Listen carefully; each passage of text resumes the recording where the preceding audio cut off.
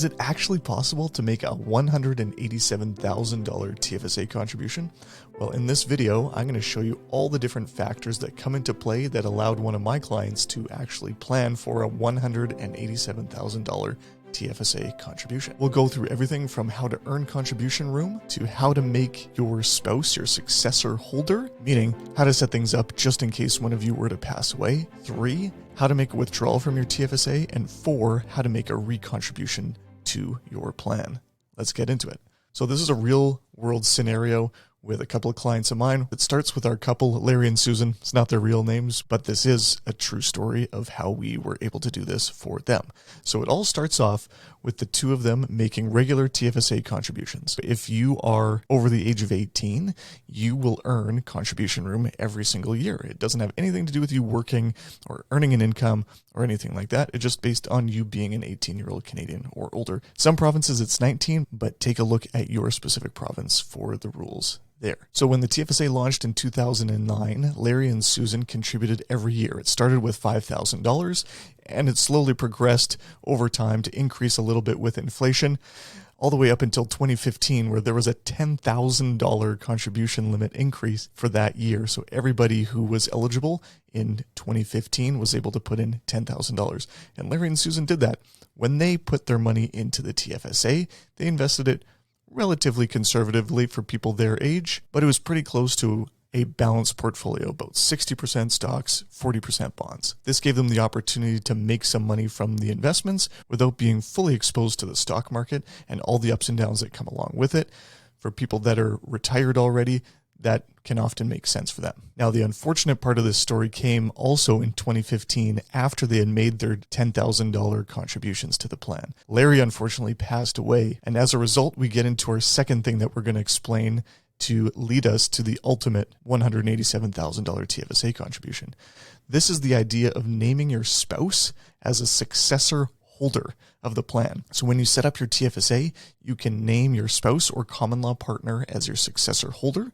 And that means that when you pass away, or if you pass away, your spouse will be able to take over your plan and absorb it. So you have essentially a double TFSA. You don't accrue double the room from there on, but anything that they already had in the plan will be able to be absorbed into your own plan at that time. If you haven't taken full advantage of the room, you don't get any benefit from that. You only are able to take over what your spouse had already contributed to their plan. So in their case, they had fully maximized their contributions up until that point, and their plans were each worth about $55,000 at the end of 2015. So when Larry passed away, the combined total now in Susan's TFSA was $110,000. Again, all of that remains tax-free in her name. So from then on, the TFSA room keeps accruing in Susan's name every year. Some years it got up to $6,000. In 2023, it was $6,500. And in 2024, it's going to go up to $7,000 of new contribution room. So earlier this year, Susan had some changes in her living situation where she needed to move into a new home.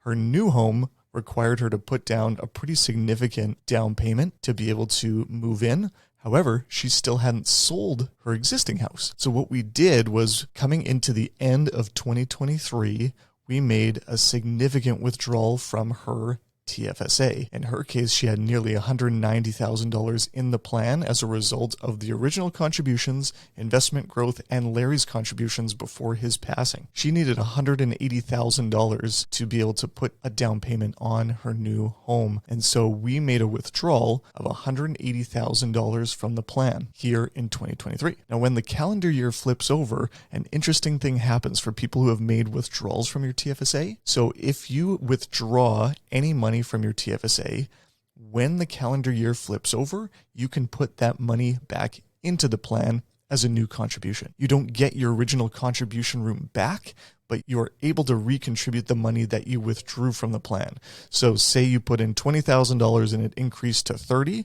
If you withdraw $30,000, you can again put in $30,000 in the next calendar year or any subsequent year from then on. So back to Susan's situation here. We withdrew $180,000 from the plan in late 2023.